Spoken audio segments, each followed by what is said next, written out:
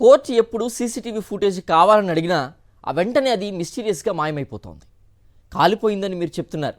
నిజంగా కాలిపోయిందో ఇంకేమైనా జరిగిందో ఎవరికి తెలుసు?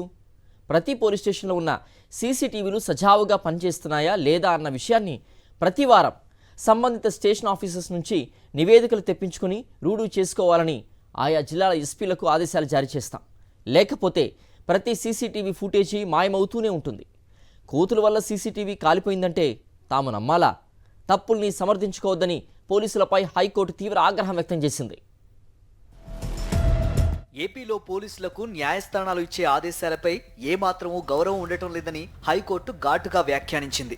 అక్రమ నిర్బంధాల విషయంలో వాస్తవాలను నెగ్గు తేల్చేందుకు సంబంధిత పోలీస్ స్టేషన్ సీసీటీవీ ఫుటేజ్ని తమ ముందుంచాలని ఆదేశాలిచ్చినప్పుడే ఆ సీసీటీవీ ఫుటేజ్ మాయమవుతోందని తెలిపింది.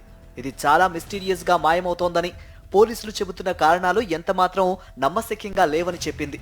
సీసీటీవీ ఫుటేజ్లు మాయమైపోతుంటే ఐజీ, ఎస్పీలు ఏం చేస్తున్నారని ప్రశ్నించింది. పరిస్థితులు ఇలాగే కొనసాగితే ప్రతి పోలీస్ స్టేషన్లో ఉన్న సీసీటీవీలు సజావుగా పనిచేస్తున్నాయా లేదా అన్న విషయాన్ని ప్రతి వారం సంబంధిత స్టేషన్ హౌస్ ఆఫీసర్ల నుంచి నివేదికలు తెప్పించుకొని రూఢీ చేసుకోవాలని ఆయా జిల్లాల ఎస్పీలకు ఆదేశాలు జారీ చేస్తామని న్యాయస్థానం స్పష్టం చేసింది.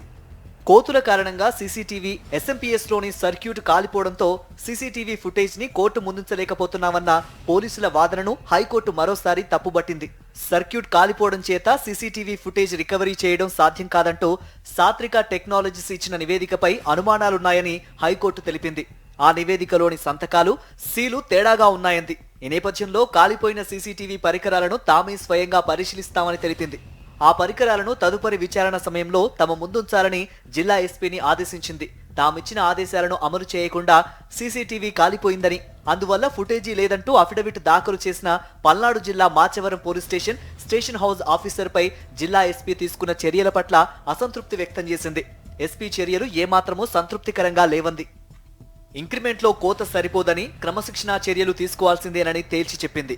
తన సోదరుణ్ణి పోలీసులు అక్రమంగా నిర్బంధించారంటూ దాఖలు చేసిన ఈ పిటిషన్ను ఎందుకు ఉపసంహరించుకుంటున్నారో తెలియజేస్తూ అఫిడవిట్ దాఖలు చేయాలని పిటిషనర్ కటారి నాగరాజును ఆదేశించింది. ఈ మేరకు న్యాయమూర్తులు జస్టిస్ రఘునందన్ రావు, జస్టిస్ నూనెపల్లి హరినాథ్ ధర్మాసనం ఉత్తర్వులు జారీ చేసింది.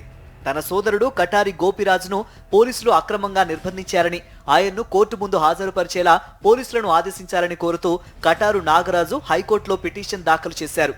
తన సోదరుణ్ణి నవంబర్ 3న అక్రమంగా అదుపులోకి తీసుకున్న పోలీసులు 7వ తేదీనే అరెస్టు చేశామంటూ అబద్ధం చెబుతున్నారని, ఈ నేపథ్యంలో మాచవరం పోలీస్ స్టేషన్లో నవంబర్ 2 నుంచి 8వ తేదీ వరకు సీసీటీవీకి సంబంధించిన ఫుటేజ్ని కోర్టుకు సమర్పించేలా ఆదేశాలివ్వాలంటూ కూడా ఆయన ఓ అనుబంధ పిటిషన్ దాఖలు చేశారు.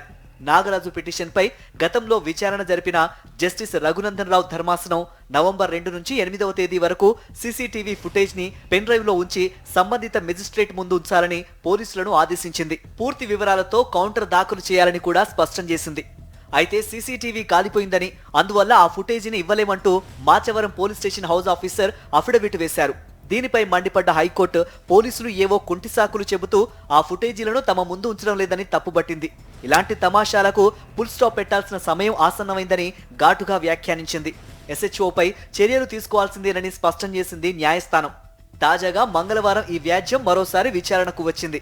ఈ సందర్భంగా పిటిషనర్ తరపు న్యాయవాది వాదనలు వినిపిస్తూ ఈ వ్యాజ్యాన్ని ఉపసంహరించుకోవాలని నిర్ణయించుకున్నారని పిటిషనర్ తెలిపారు. ధర్మాసనం స్పందిస్తూ పిటిషనర్కు ఏవైనా హాని ఉందా అని పిటిషనర్ తరపు న్యాయవాదిని ప్రశ్నించింది.